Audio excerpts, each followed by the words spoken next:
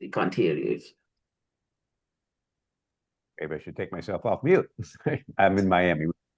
Okay. An Well, American version of Singapore. yes, I like that.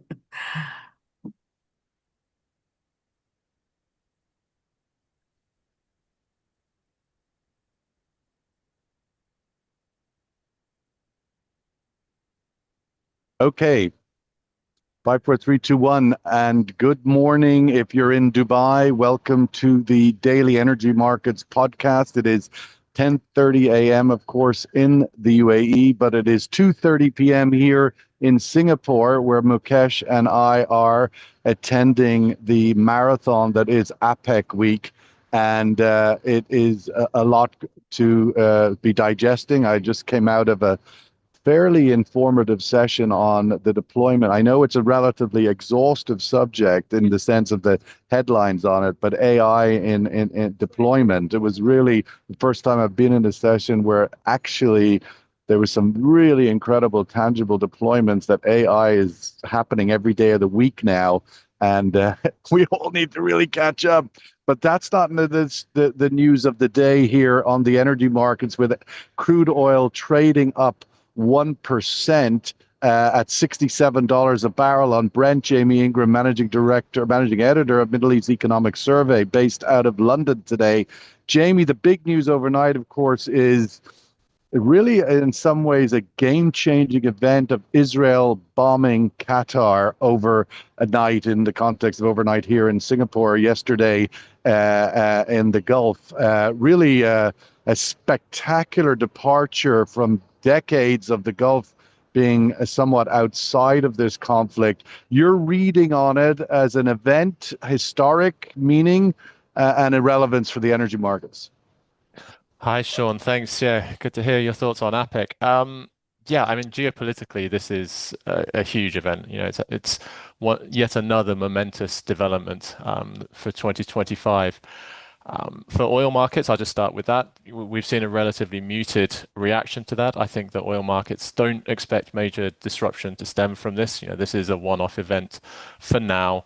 No players involved want to see any disruption to energy flows. So I think that we'll see the short-term ramifications for energy flows being very moderate indeed. But geopolitically, as I said, this is huge. First off, of course, the whole region, the Middle East, well, the Gulf state, the GCC states, they rely hugely on these US security guarantees. That's been blown out of the water really in recent events, in recent months. We've seen Qatar, this is the second military strike on Qatar just over the course of the summer. Of course, they kind of agreed to take that de-escalation response from Iran earlier in the year. That should have bought them a lot of political credit with all sides involved in this, and yet a few months later here we are talking about Israeli military strikes in Doha. It's interesting, of course, that Trump talks up himself as being this big force for stability, a strong man in the US, and yet we've seen a number of such developments on his watch. Of course, in his first term, Saudi Arabia suffered Iranian striking on Abqaiq, and the Trump response again then was very muted. So we might start to see more of a drift from GCC countries away from the US, looking to other security partners. That, of course, is going to be, if that happens, that's a profound development. Globally, obviously, we're already looking at a bit of an emerging divergence in the world as people shuffle off towards the US and towards China, and China will no doubt be looking to capitalize should Gulf states start to look in that direction. Gulf states, of course, they see that one of the big things that they promote themselves on is being this secure destination for people and for capital. If such attacks start to become more and more frequent, that's a huge blow to them. So that's why we've seen this quick rallying round from other neighboring states towards Qatar. That's something that we're going to see firm up in the days ahead. And of course, more generally, it's very useful to have places like Qatar where you can have these third-party states for holding neutral discussions with groups that are not welcome in other parties. You know, Qatar has a long track record of hosting such groups, and the Muslim Brotherhood has a long history there. They've hosted talks with the Taliban. They hosted the previously. Taliban. That was Exactly. hugely the end of the U.S. occupation of Afghanistan. Exactly. And quite frankly, the US and Israel have at times been very happy for Qatar to host Hamas. Israel has been happy for Qatar to send funds into the Gaza Strip as well. So having these Israeli ministers, Israeli negotiators have been in Qatar to negotiate these occasional ceasefires. Exactly. So then blowing one of these meetings up, quite literally, we'll see what the ramifications of that are. But having these outlets is hugely welcome for the world. And if we start to see groups such as the Taliban in the future, Hamas say, well, no, hang on, nowhere's safe for us if we go out in public, then we start to see less back-channel discussions that are really useful for global stability. So the fallout from this in the weeks, months, and years to come will be significant. Mukesh Sadhev, SVP of Chief Oil Analyst at Rystad Energy. Mukesh, your thoughts? I mean, all of the geopolitics aside here, momentous, historic. I echo Jamie's views on this. Nonetheless, oil markets once again kind of undisturbed by such a game-changing moment. Your thoughts on the oil market's reaction to this somewhat historic event? Thank you, Sean. You've been, and I've been in this week in Singapore. I think we begin the week with really surplus stories and the stories of stockpiling in China. So I think that's what probably was keeping the oil market, so let's say, stable and a floor for the oil prices, and also somewhat ceiling for the oil prices. With this event, I'm just thinking, Sean, and I have a question for Jamie and you actually on the timing side. But before I ask that, I guess that muted reaction is probably the right reaction at the moment. The key thing in my mind comes is that we have seen in recent past drumming up. We had a big drumming up of chokage of straits in the Middle East, right? Big drumming up. Every analyst, every media, everywhere it was talk. What if that gets choked? Big. Nothing sort of that happened. So I think that recent memory is probably in the minds of the market participants and probably keeping a check, but a lot to evolve. We also had a recent thing where I don't want to change the topic, but some of the Russian drones were shot by Poland, violation of the airspace. So I guess we all talked about that the surplus geopolitical solver is what will solve the glut of supply. China stockpiling and other methods will not work. I did not know that before you and I even fly back, we will get this very soon, happening. Let's go to the U.S., of course, where everything is somewhat insulated from the rest of the world. Mike McGlone, Senior Commodity Strategist at Bloomberg Intelligence. Mike, meanwhile, literally back at the ranch, we've had a weak jobs number with the U.S. economy. I have to say, even at this time now, the first reaction I had on Friday when I saw that jobs number is like, can you even trust this data anymore, given what's been happening, the firing of the head of the statistics office in the U.S. government over the summer. But nonetheless, U.S. economy appears to be showing weakness. Your thoughts on that, where it means for the Fed, what is the outlook for U.S. demand, economic growth over the coming period? So I like that lead in, Sean. Everything you said makes me think of gold and the gold market. Everything it hears, certainly every time Mr. Trump speaks, I think the gold market smiles. In particular, what we just discussed with Jamie and Mukesh. The U.S. jobs, the data from the U.S. jobs market is still robust because it's coincident with data from ADP and from the states that show the weakening job market. So it's quite clear. It's the known.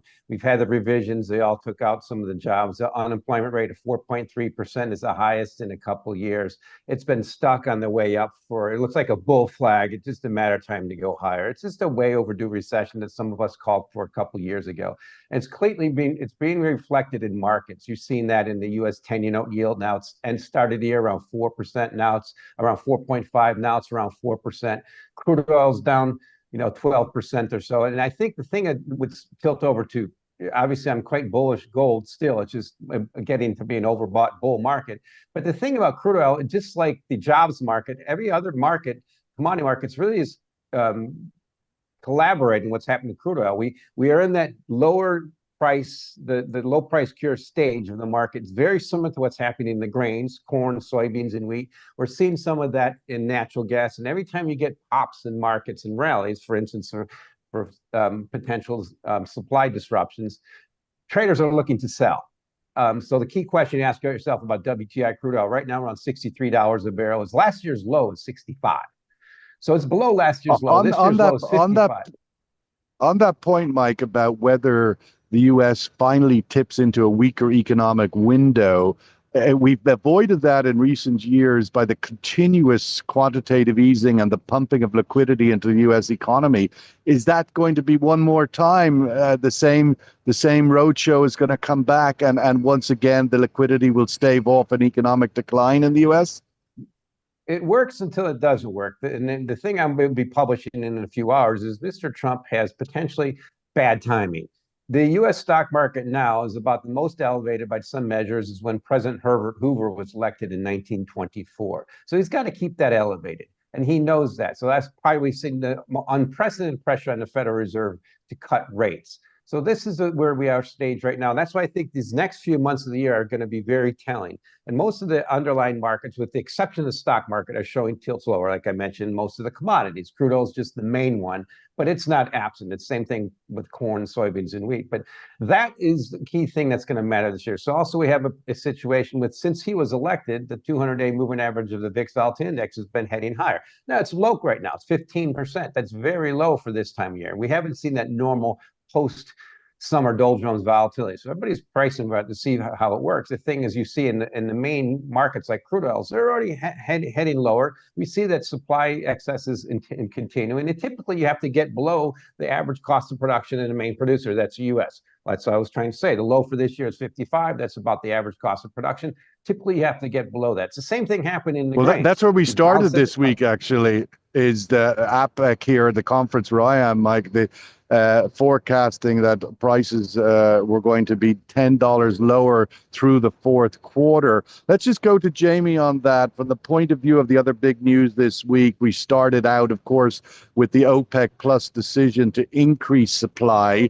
Ever since that announcement, Jamie, we've had the oil markets climbing, regaining what it lost last week. Your thoughts, Jamie, on the decision by OPEC Plus to proceed with this increase, and what it means vis-a-vis supply, actual supply after 6 months of the 2.2 million increase. We're now doubling down, starting a new phase of increases.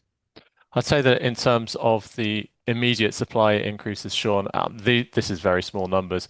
They're talking about, it's a 1.65 million barrel a day layer. They are not providing any roadmap for this unwinding of this, unlike the process with the 2.2 million barrel a day. But essentially, for the October figure is 1/12 of that. So it's 1 month increment if they were to continue this over a calendar year. A lot of uncertainty over whether they will indeed do that. But yeah, so for October, they've agreed to increase the quotas by 137,000 barrels a day. In terms of actual supply that's going to hit the market, maybe 70,000 barrels a day of real barrels. We'll see. That's not going to move the needle at all. That's why the markets have been pretty sanguine about that. Frankly, that's not the biggest game in town. I'd say that markets are going to be hit more by the ending of this Middle East's seasonal summer burn time frame. So we're seeing Saudi Arabia, Iraq, Kuwait, these countries all burn a lot of crude oil and fuel oil for power generation in the hot summer months. With temperatures cooling, that is going to start hitting the export markets. That's going to have a much bigger impact on supply into demand centers than these modest supply increases from the increased quotas. Jamie, when this started 6 months ago or so, the increases of this 2.2 million barrel a day increase over this 6 months, which ends, the final tranche goes out this month, September.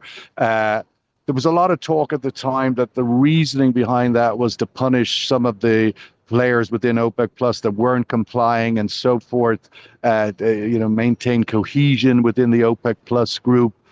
now another phase, 6 months into it. What's your sort of thinking as to the why of this and the idea that have we moved again a sort of historic shift from OPEC plus, Saudi Arabia led OPEC plus, looking at having got years and decades of maximized price to maximize production? Is this a historic sort of shift? Your thoughts on the why this is happening, given the sort of general weak demand outlook? Yeah, no, I wouldn't say it's a historic shift, Sean. I'd say it's more of a recalibration than a revolution. They're not going all guns blazing for market share. If you look at what Saudi Arabia's new production quota is going to be, it's a smidge over 10 million barrels a day. That's nothing like the levels that they were producing in 2022. It's nothing like the levels that they were producing in April 2020 when it really was a market share. That was more than 11 million barrels a day. We're not even at the levels of 2015, 2016 when it was kind of 10.3 million barrels a day from Saudi Arabia. So no, we're not in a market share. Is this about punishing some of the others for their non-compliance? Not sure about punishing per se, but it is definitely a signal that, look, we're not going to continue taking this unilateral burden. If you're not going to join in, then we're not going to make the big sacrifices. If you look at Kazakhstan in particular, of course, they're producing something like 300,000 barrels a day over their existing quota. That's just not sustainable for the group cohesion, really. So when you start adding in who's actually going to be increasing production from this 1.65 million barrels a day tranche, Kazakhstan is obviously already out of the window because they're so far over quota as it stands. And then when you start looking further into the picture, is Russia going to be able to sustainably increase production? Probably not. They are the ones that are taking the brunt of the geopolitical developments with the exchanges with Ukraine that frequently affect their refining systems. So there's a lot of countries here that are not going to be adding any barrels at all, let alone significant volumes. Mukesh, coming back to where we started, ultimately, we are both here in Singapore at the annual APEC gathering. There is the Platts APEC conference, where I am at right now. But of course, right across the city, everybody's having conferences and seminars of multiple shapes and sizes. And one of my big takeaways of the week was actually yours, Mukesh, your oil markets briefing the other evening, where you were predicting that the Chinese buying for stock building is going to continue through the fourth quarter and continue to bolster the oil markets. Is that's an accurate reflection of what you reported in your briefing, and what you have heard this week that might be worth noting and sharing with the wider audience? Well, thank you, Sean. I guess there is consensus in the market on the emerging surplus, but there is a lack of consensus on China's stock buying. I have heard numbers that China is very nearly full. I've also heard numbers across the city from others as well that China can probably stock up another 300 to 500 million barrels per day. So I guess there is lack of consensus, let's put it this way. But I personally believe from the numbers we have crunched, yes, China can continue to buy for sure and provide the floor to the oil market, especially when I would say October is a month when the global refining system, particularly the Atlantic Basin, goes into turnaround modes. So the surpluses are going to be more. If China does not buy in this period, then probably it can flip the market to contango. It can take the oil prices too much, and that will only hurt probably its strategic partner, which is Russia, and it will help some of the strategic partners in the Middle East. So I do believe through October, certainly the buying will continue. Come November, December, I think the demand in this part of the world will winters and will come more stronger. So China could actually create the ullage by running some crude into the refineries and generate products and put products to the market.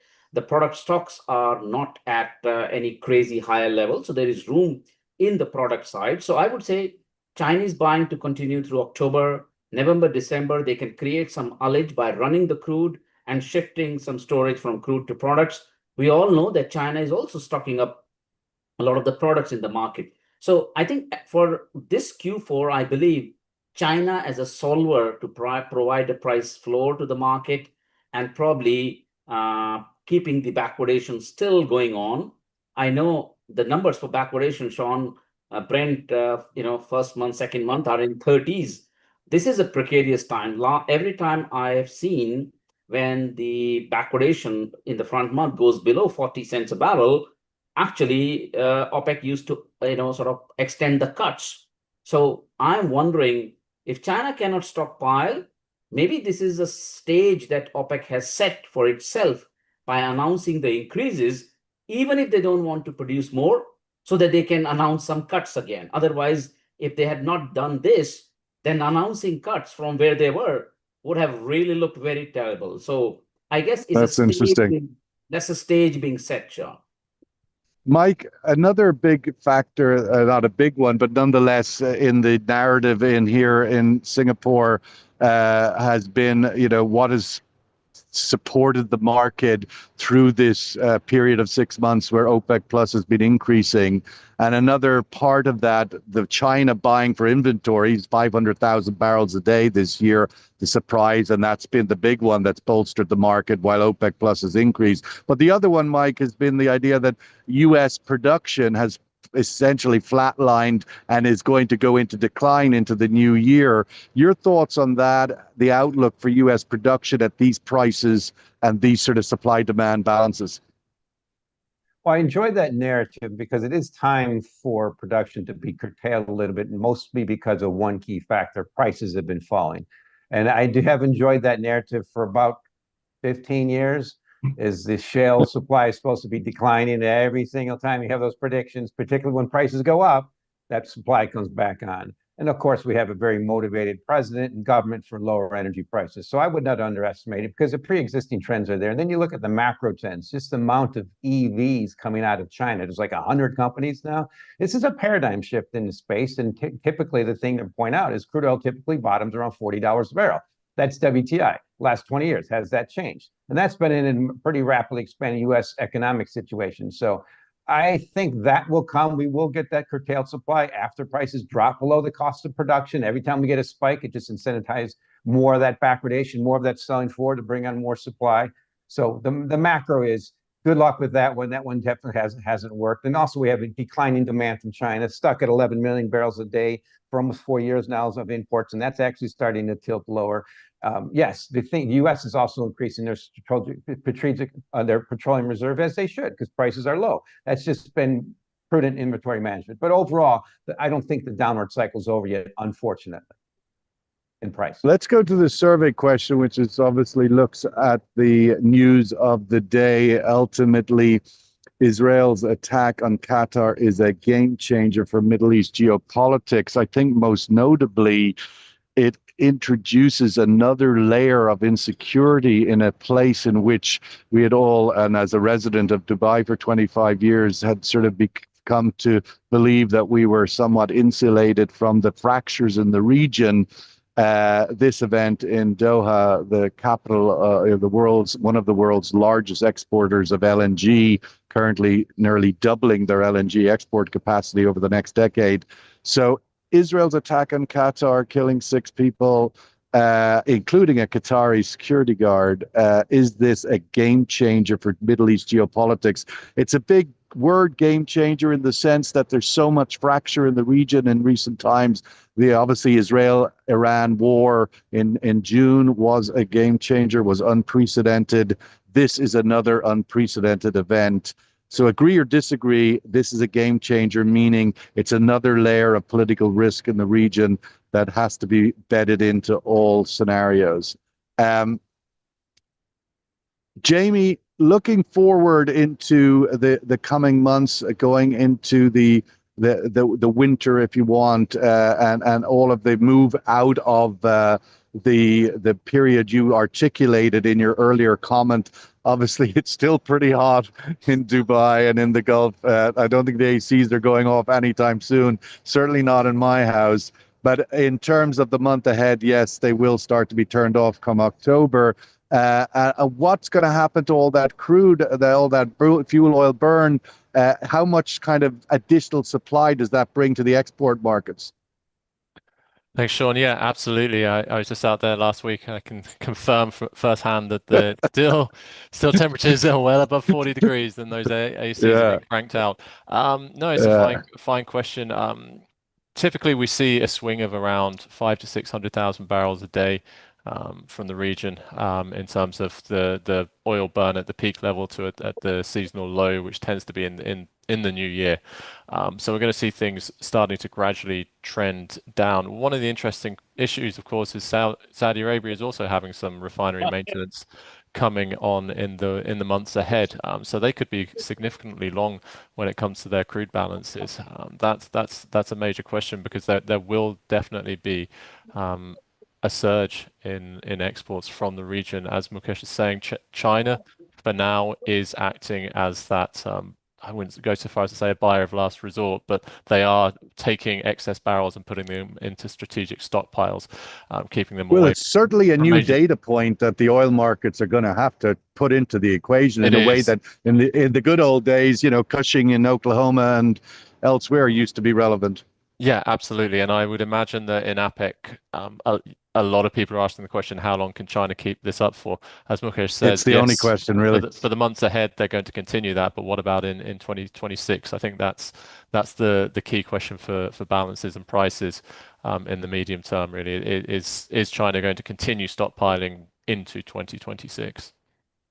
Well, it's certainly been that one of the dominant themes here in Singapore, when you sort of widen the lens a bit on that statement, which is the politicization of everything and the energy security being the new critical reality, and China buying significant amounts of crude for storage is tied into the energy security strategy for China, as well as others. And I think that has to be really thought through on multiple levels right across all consumers, is the whole element of energy security from a demand point of view in a way that it hasn't really been embedded before. But Mukesh, I wanted to get your thoughts as we close out our session this morning. OSPs from Saudi Arabia yesterday, they were on a discount to Asia. Your interpretation of that, what's it tell you about the coming period from a Saudi pricing perspective? Well, I guess that this clearly tells that they don't want the Asian buying to get a sneeze and have a big impact. So I call them not official selling prices, but they are the official support prices for Asia in some ways. So I think Asia refiners will be a bit happier now than they were earlier in the year when the prices were higher. Correct. And the other thing I do also want to point out that probably Saudis also want to stay competitive offers because there might be more sanctions coming on Russian oil from the US side. So I guess the Asian refinery buyers must be getting a little bit more anxious to get deals. And if Saudi offers a better deal, probably I guess things will go there in that direction. So as you mentioned, Sean, China is probably the next big Cushing in the world, sort of becoming very active and very players. And if the Saudi OSPs do not get the job done of creating a little bit more demand, then yes, China's tank is the demand for there. So I guess it's kind of a bet being played here. And October is a month where this is important because a lot of refiners will go into turnarounds, and can some incentive delay their turnarounds? Can they do something? Can they run more? So that might be what is at play. Mike, just wrapping up where we started, the jobs number last Friday, opening up the gateway to the Fed, to sort of the pressure, as you said, is on the Fed from the Trump administration has been unprecedented, but certainly massive. And now we have our sort of certain first rate cut, the return or the restart, if you like, Mike, of the cutting cycle of the Fed. But I wanted to get your thoughts on whether we can read that this is going to be the first of many, or what's your base case for the Fed now as they restart their cutting cycle again? Yes, that's a good thing about prediction markets. The futures are priced for 100 basis points of cuts probably into the next year, starting with 25 next week. If they have to cut more, it's probably because the stock market went down and told them to cut more, which is probably the risk. Right now, they're cutting into an environment where you have massive speculation in risk asset stock market at all-time highs, and they know that. They're helping create the inflation. The only difference is the current economy is starting to tilt over. That's why I'm really bit focused on the stock market and signals from things like copper. Like copper, the price right now, if we end the year now where it is, it'll be the highest year-end close ever, despite the world facing tariffs from the U.S. That's quite odd. So I'm watching those potentials. That's why I think the end of this year is going to be telling. And that's why I'm still sticking with the rock to continue outperforming. And I'm worried that crude oil will head lower, and particularly if the U.S. stock market fails a little bit, because the tightening's already priced in. Well, we're going to have to wrap it up there. See the survey result, 2-1 agree this is a game changer. I would share that view. And I think the oil market, while it's only increased at 1% so far today, $67 on Brent, my sense is that this, as the penny drops to the scale of this moment across the trading floors and the research houses in America and Europe and elsewhere, that another level of geopolitical risk will be absorbed into forecasts and predictions, because this is certainly a significant moment. It's another layer on the ladder of Israel projecting hegemony across the region at will. And that's something that really hasn't been digested, I think, to the full scale of what that means. Attack Iran at will whenever you want, attack what was previously sacred ground of the Gulf states from a point of view of commercial sacred ground is really quite significant. A huge American population in Qatar, of course. ExxonMobil's biggest, one of, if not their biggest LNG asset globally, and most valuable. So this is not a minor moment. And I think that's going to be absorbed, and the oil market will creep up on this rather than spike. And that's could add a few dollars over a month, perhaps. Anyway, that's my little take on it. Mike McGlone in Miami, thank you so much. Mukesh Sadeb here in Singapore, and Jamie Ingram, of course, in London. Really appreciate your insights today. This is Sean signing off from Singapore APEC, Platts APEC. A great 3 days, I have to say. Well done to Dave Ernsberger and all his team. All the best, everybody. Thank you. Thank you, Sean. Thank you. Everybody. Speak Bye. soon. Bye.